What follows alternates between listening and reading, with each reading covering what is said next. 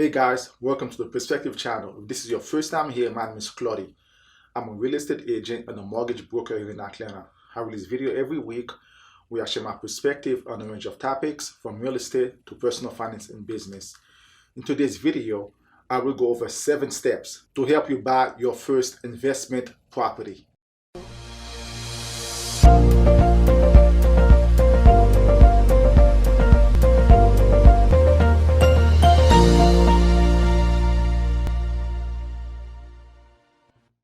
The first step is know where you want to invest.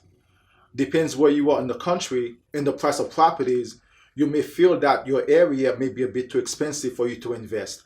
So you can actually look out of state, like in a market that have property that are within your price range.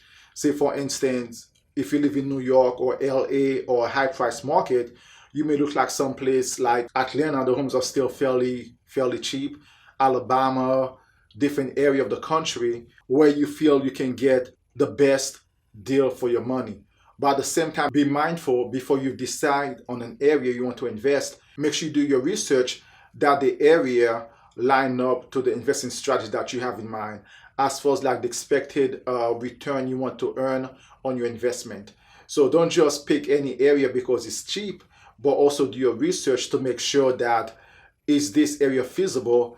And as far as like the rental market, if that's a good area that will support your investment strategy. So once you choose a market where you want to invest now, the next step is to meet with a lender and get pre-approved.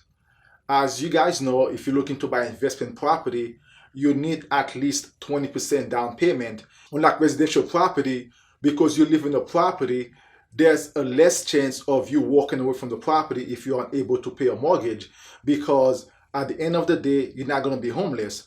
On the other hand now, if it's an investment property and you don't live in there, then you can easily walk away from it. So one of the reasons that the lender wants you to put at least 20% down, even more, is for you to have more skin in the game.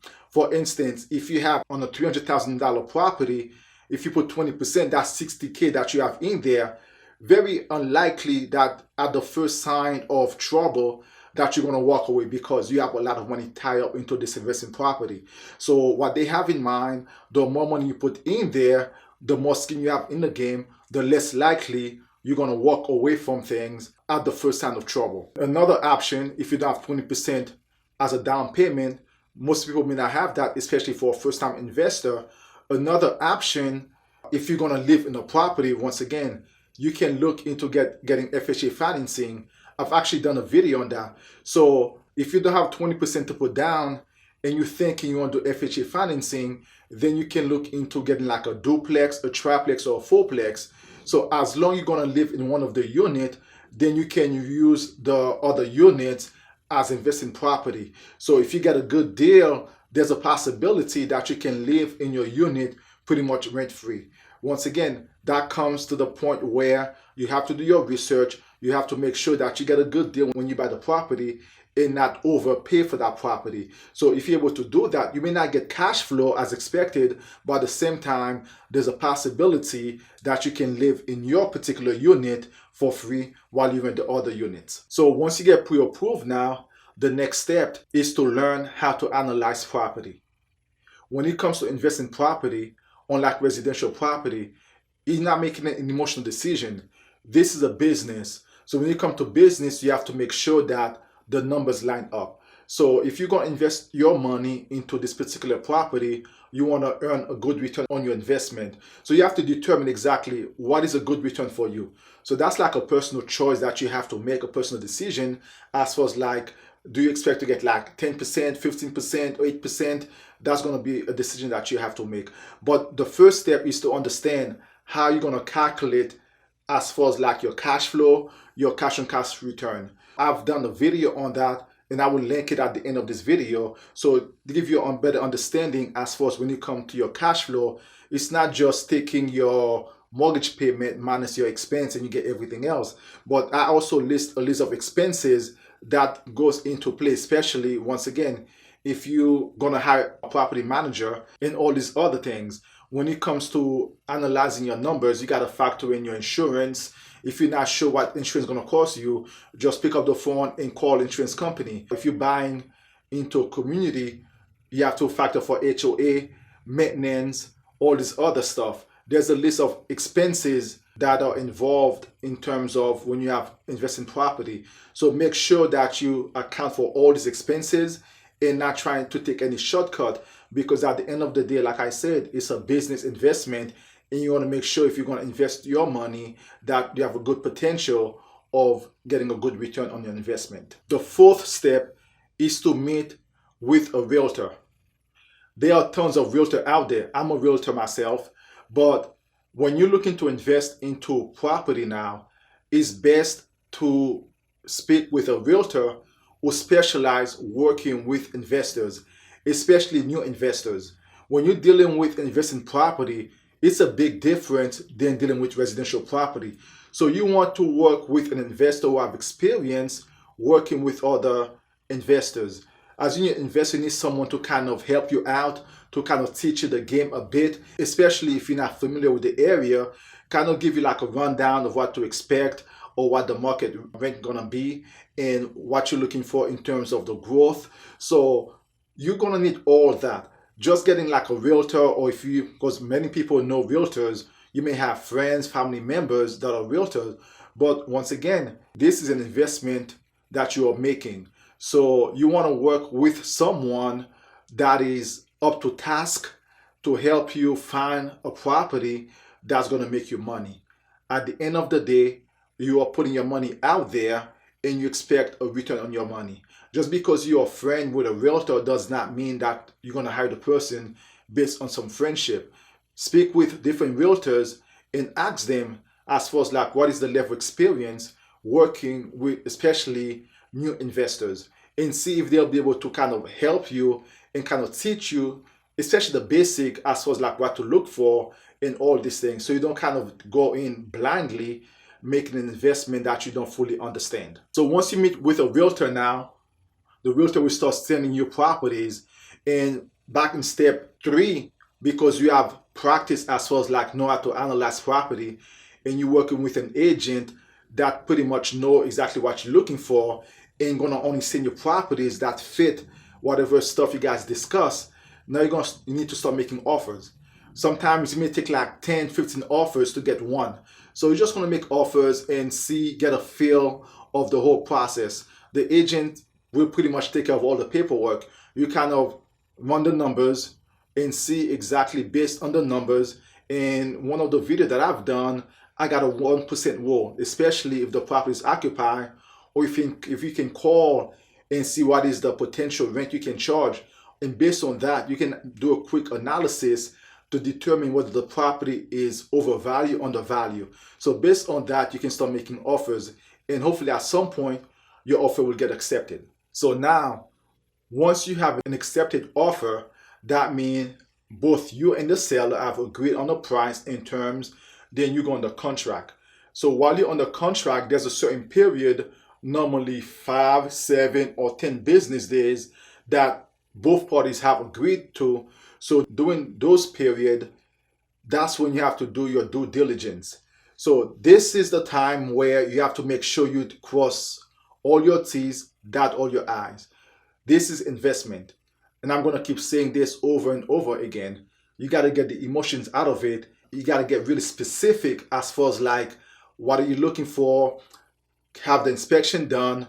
If the property that you're interested in purchasing, there's tenants in there, make sure that you get the rent roll from the landlord to see exactly how much rent they're charging each unit. If any of the tenants have been missing any payment, and kind of get explanation of whatever things that kind of come to mind, you need to get some clarifications. You definitely want to ask the seller as far as like their operations statement, so you can see all the expenses, everything that's for the past. Normally I'll ask for the past 3 to 5 years, especially if they own the property for a long period of time. A lot of time you have people that own property and they have no record of anything. To me, that's a red flag. You cannot tell me that you got this done, you got this repair done, a couple years ago or recently, then you have no documentation of any kind to show me that this kind of stuff was done. I'm not saying that people are dishonest, but at the same time, you're putting a lot of money out there. You want to make sure that you everything is up to par and that you get answered to all the questions that you have during this period. So this is the time frame that you have. If anything doesn't feel right to you, that you can actually walk away from the deal and get your money back. So within this time frame, you are running against the clock. One thing you gotta be mindful of when you come to due diligence, and that's what an experienced agent will be helpful. When it comes to your due diligence period, make sure you specify that if it's like 10 days or 10 business days, because the other agent will kind of play with those numbers. So you got to be very specific. If you ask for 10 business days, make sure you highlight in the contract that due diligence is for 10 business days versus 10 days. Because if it's 10 days, it's just 10 days. And also, if some days fall during the holidays, you got to make a stipulation. If the 10th business days fall on a holiday, then the next business days count as the 10th day. So contract is a legal binding document, and everything in there is binding. Once you and the seller sign it, you have a binding contract that both parties have to adhere to. And this is particularly important if there's tenants already living in the property. Make sure you know exactly the security deposits, how much they are, and how that's going to be distributed to you or transferred over to you. If there's any service contract that the seller have with some particular contractor, you have to ask, will that survive the transfer of ownership? So the point is, normally for me, when I work with investors, I have a list of questions beforehand that pretty much specifically certain things that I ask for, and it's very long. And the people that I work with, I've worked with them for many years and I know exactly what they're looking for.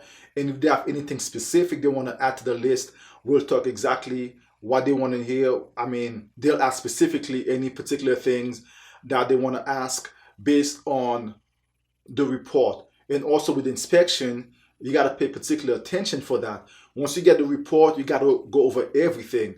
Yeah, something's going to be cosmetic, but if there's certain things like foundation, like roofing, plumbing, electrical, that's going to be a lot of money to repair. Make sure you address those issues within that particular time frame, because once you go over the due diligence period, pretty much the house is as is. So that's why I'm going to keep emphasizing that it's important that you work with an agent that have worked with investors and know exactly how to navigate this particular field, because just doing residential is different when you get to the investment aspect of it, because a lot of people are not comfortable with numbers, and when it comes to investment, it's a numbers game. At the end of the day, the math has to work. So once you go through this process, the due diligence, everything is fine. So the last step, basically, you're gonna go to closing, close the property, all that stuff. Then you're not quite done yet. Now your job starts. You have to manage the property. So as a new landlord now, you can choose to either self-manage the property or you have to hire a property management company. Even if you're going to hire a property manager to manage the property, at the end of the day, this is your investment. So you have to make sure that you interview a few property managers, or also if you know people in the area, just get some recommendation, even from your realtor, if they can recommend you to a couple of people, and always interview and make a decision, because at the end of the day, no one gonna care for your property like you do. When you're talking about like hiring a management company, a lot of time those companies are managing like hundreds, if not thousands of properties. So you're just one of many. So of course they're gonna overlook certain things. So, and they do charge, at least I know in Georgia, like 8 to 10% fee to manage your property. So if you're in a position to manage your property, these are something you can learn, especially if it's not like a big unit, and you can slowly learn how to manage it and talk to people and read different books about it, or even watch some videos. And that can save you money, because you can save like up to 10% a month that can go in your pocket. You can save up to 10% a month that can apply towards your cash flow. So when it comes to that, it's a personal decision, But if you're out of state, then definitely working with a management company that'll be beneficial to you. Hey guys, if you find value in this content, like always, please don't forget to like, subscribe, and share. I definitely want to thank you guys for watching, and I'll see you in the next video.